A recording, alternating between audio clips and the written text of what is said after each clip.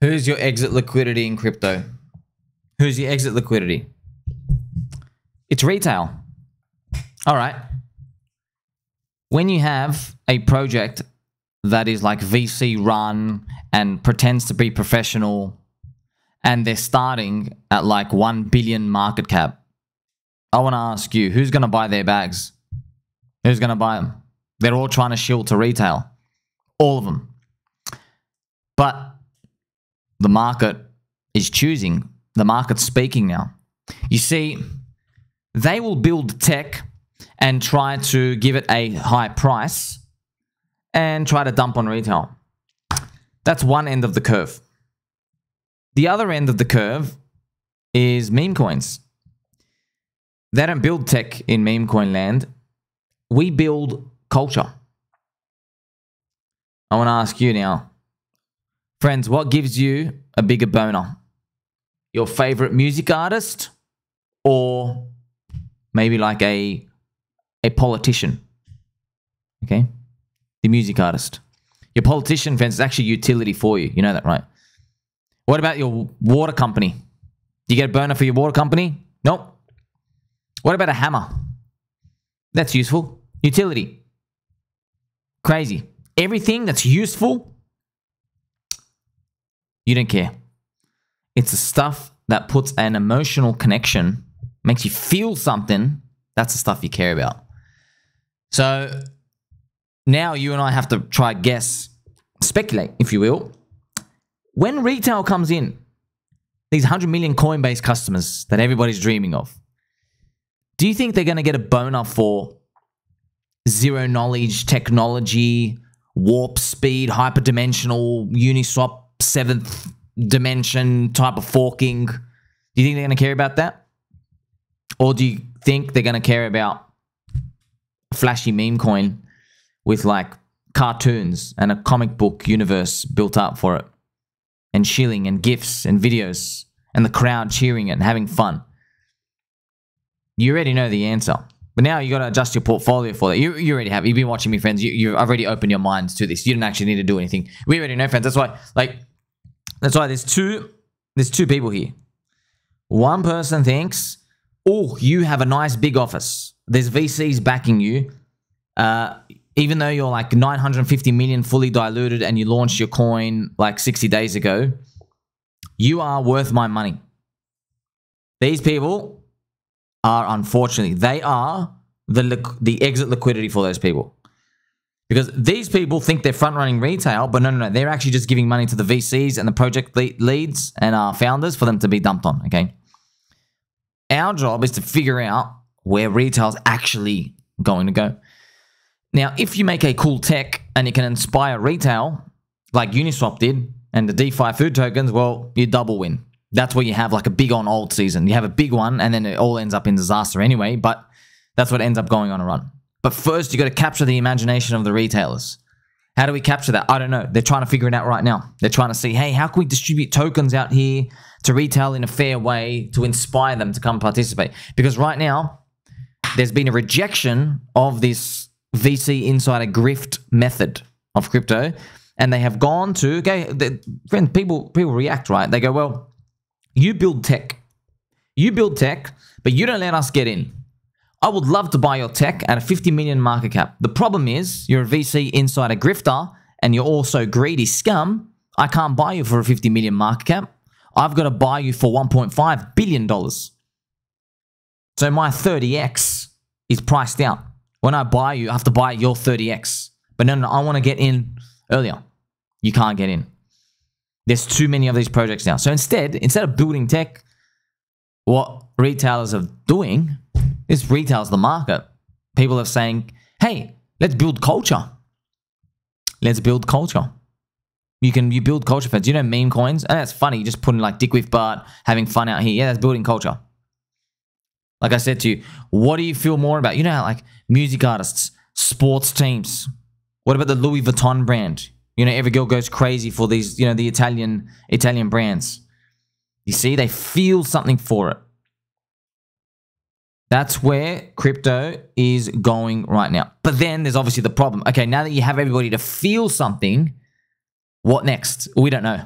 That's why we're so early. There's nothing to do after that. It's a journey in a narrative. It's like, let's try to get the Binance. That's it.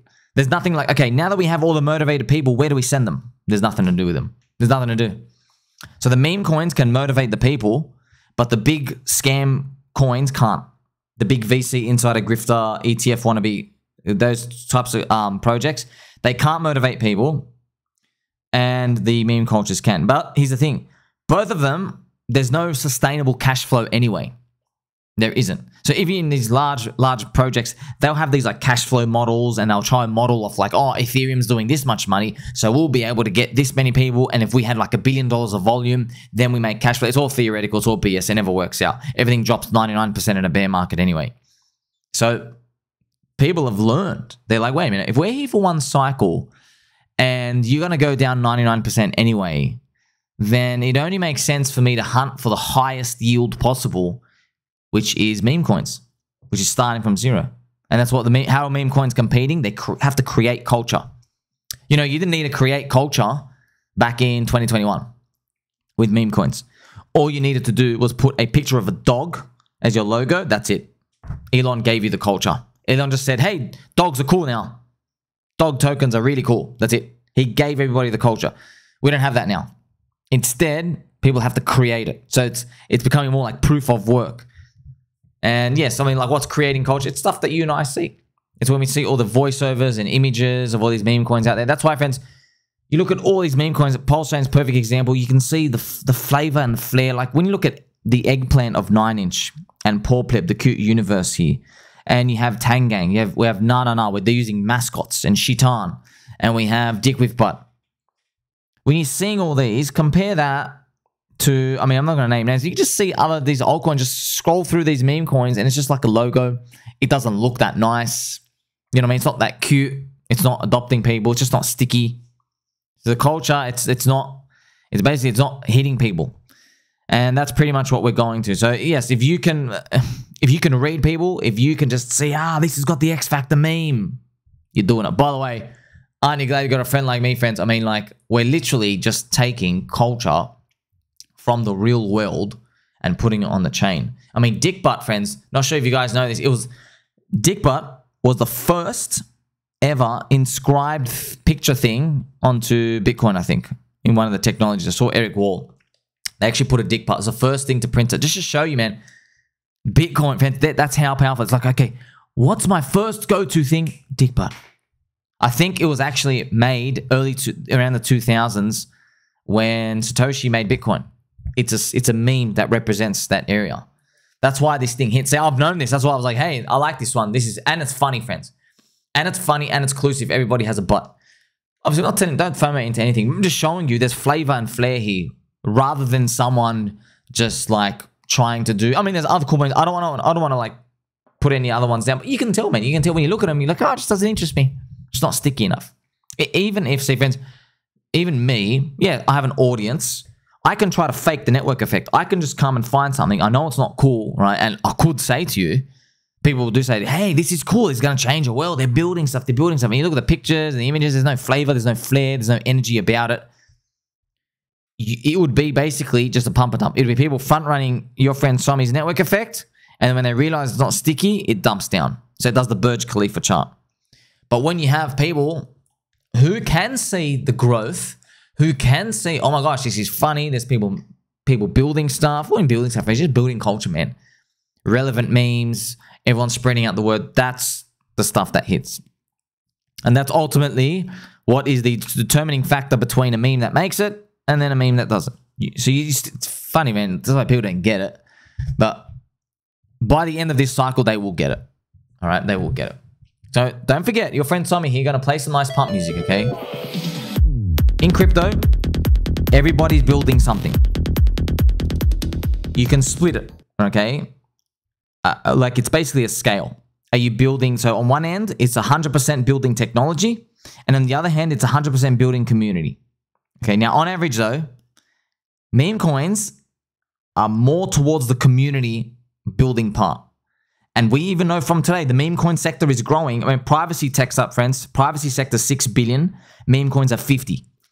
Explain that to me. Privacy literally has the human right schnorr signature stuff on Monero, it's only 6 billion.